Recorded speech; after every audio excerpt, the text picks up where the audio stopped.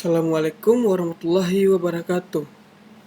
Perkenalkan, nama saya Aditya Pratama dengan NIM 22073003 dan mata kuliah pengantar kewirausahaan Prodi dari Pendidikan Teknik Otomotif dan dosen pengampu Bapak Dr. Hanif Al-Qadri MPD. Nah, di sini saya akan membahas tentang materi pengantar kewirausahaan, yaitu materi bisnis plan dalam kewirausahaan. Nah, sebelum itu saya sudah melihat video dari Bapak Hanif di video YouTube.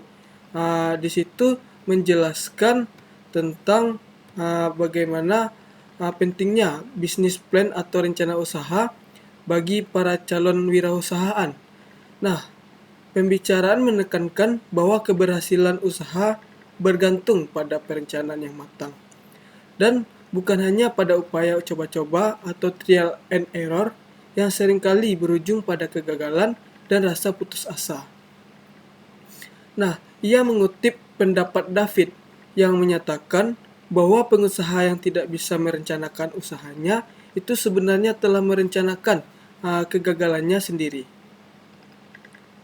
Dan sebaliknya, pengusaha sukses adalah mereka yang mampu mengkaji strategi, menguji berbagai pendapat, dan mengenali kekurangan diri.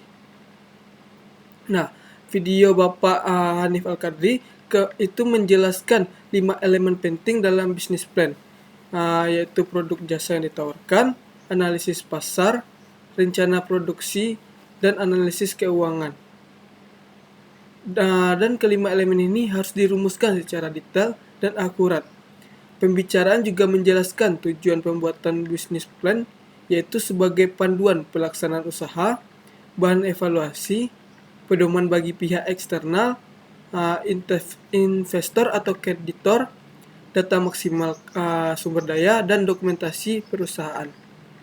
Selanjutnya, dibahas ciri-ciri bisnis plan yang baik, yaitu fokus pada visi, misi, dan tujuan, rasialitas dan faktualitas, perencanaan berkelanjutan dengan mempertimbangkan kondisi masa depan, dan sifat operasional yang sederhana, mudah dilakukan, dan terperinci.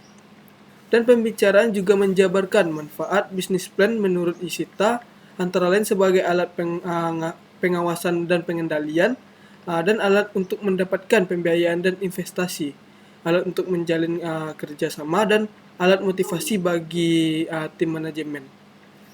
Nah, terakhir pada video Bapak Hanif Al-Qadri ini menyorot 3 prinsip dalam menyusun bisnis plan, yaitu bisnis plan harus bisa diterima secara pihak atau semua pihak, dan bisnis plan harus fleksibel dan realistis, dan bisnis plan harus mencakup seluruh kegiatan usaha terkait penyusunannya. Disarankan agar bisnis plan memiliki ringkasan yang jelas dan menarik. Nah, baiklah, di sini saya akan membahas bagaimana itu yang membahas bisnis plan dalam kewirausahaan, yaitu mana topik-topik yang akan dibahas itu yang pertama pengertian rencana usaha, yang kedua tujuan membuat rencana usaha, yang ketiga itu prinsip rencana usaha, yang keempat format rencana usaha, kelima perencanaan bisnis yang baik, yang keenam penyusunan rencana usaha, dan ketujuh itu teknik presentasi rencana usaha. Baiklah, menurut saya pengertian tentang rencana usaha atau bisnis plan itu adalah dokumentasi tertulis yang menggambarkan tujuan bisnis, strategi untuk mencapainya, potensi masalah yang mungkin dihadapi, serta cara untuk mengatasinya. Bisnis plan juga memuat struktur organisasi, kebutuhan modal, dan strategi pemasaran, serta proyeksi keuangan. Dan fungsi utamanya adalah menjadi peta jalan bisnis atau roadmap bagi pemilik usaha, dan juga alat untuk menarik investor, mitra, atau lembaga keuangan. Baiklah, selanjutnya materi yang kedua itu tujuan membuat rencana usaha atau bisnis plan. Nah, menurut saya itu menjadi paduan operasional. Yang pertama itu memberikan arah dan langkah-langkah konkret untuk menjalankan bisnis. Dan yang kedua, alat untuk mencari modal, yaitu meyakinkan investor atau bank mengenai potensi usaha. Yang ketiga, mengantisipasi risiko, itu mengenali tantangan bisnis sejak awal dan merencanakan solusinya. Yang keempat itu evaluasi kerja. Bagaimana itu business plan menjadi tolak ukur untuk mengevaluasi pencapaian bisnis. Yang kelima yaitu komunikasi internal, yaitu mempermudah koordinasi antara divisi dengan tujuan dan strategi yang jelas. Selanjutnya materi yang ketiga yaitu prinsip rencana usaha. Nah, dalam sebuah rencana usaha yang baik harus memenuhi prinsip-prinsip berikut. Yang pertama yaitu spesifik, yaitu tujuan dan langkah harus jelas dan tidak ambigu. Yang kedua yaitu terukur. Hasil yang diharapkan dapat diukur itu misalnya dalam bentuk angka penjualan atau laba. Selanjutnya yaitu yang ketiga realistis, yaitu berdasarkan riset pasar dan kemampuan aktual. Yang keempat itu fleksibel, yaitu bisa disesuaikan bila terjadi perubahan di pasar. Yang kelima yaitu komprehensif, yaitu mencangkup semua aspek utama bisnis, yaitu pemasaran, operasional, keuangan, sumber daya manusia, dan legalitas. Selanjutnya saya akan membahas materi yang keempat, yaitu format rencana usaha. Nah, di sini format standar bisnis plan biasanya terdiri dari yang pertama itu ringkasan eksekutif atau dalam bahasa Inggrisnya yaitu executive summary, yang mana itu gambaran umum tentang bisnis yang dituju atau tujuan. Selanjutnya yaitu deskripsi bisnis atau bisnis deskripsi. Itu menjelaskan bidang usaha, produk jasa yang ditawarkan dan keunikannya.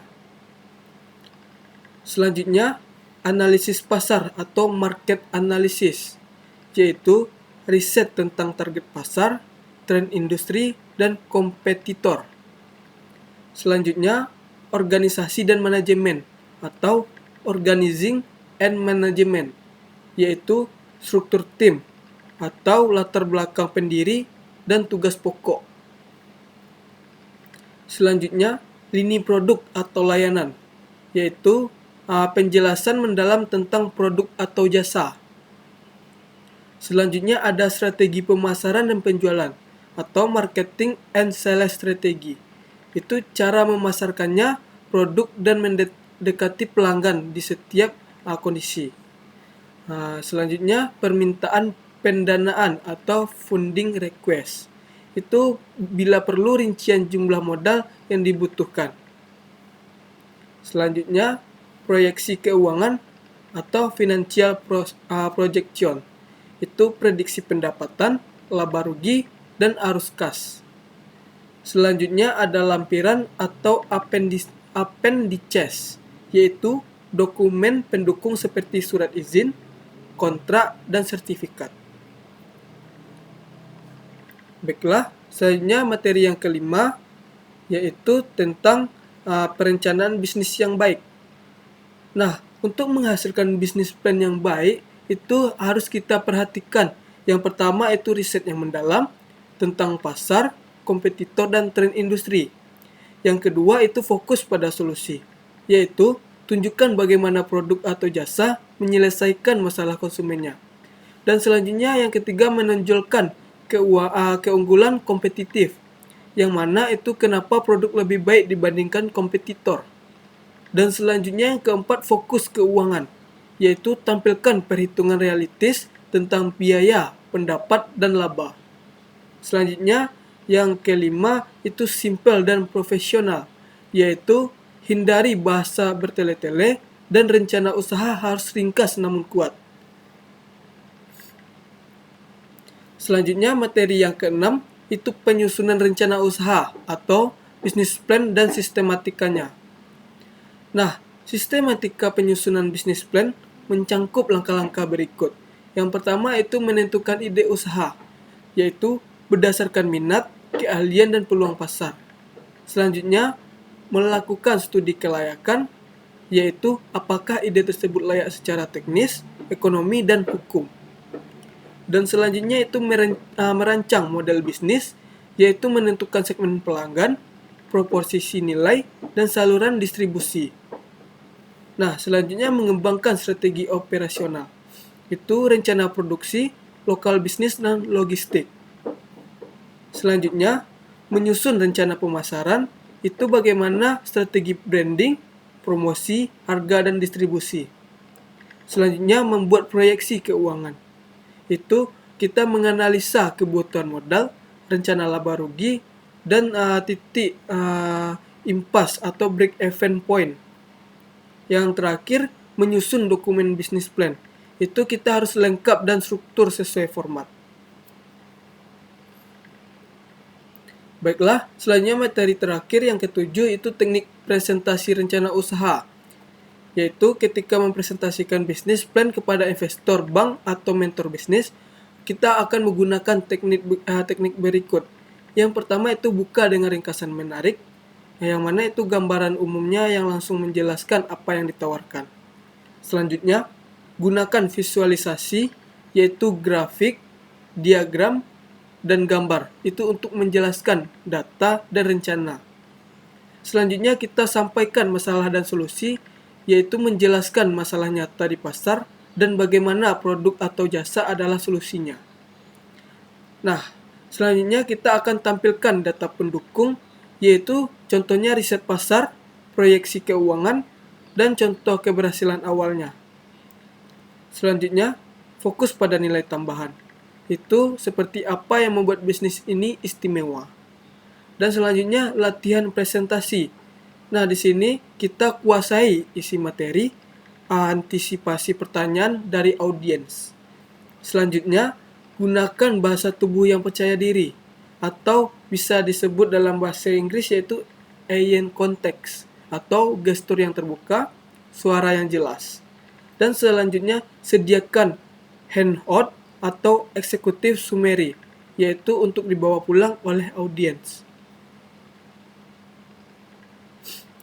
Baiklah, sampai disitulah penjelasan dari materi yang saya bahas tentang bisnis plan ini. Untuk itu, kalau ada kata-kata dalam penyampaian kurang menarik atau salah, mohon dimaafkan. Saya tutup dengan Assalamualaikum warahmatullahi wabarakatuh.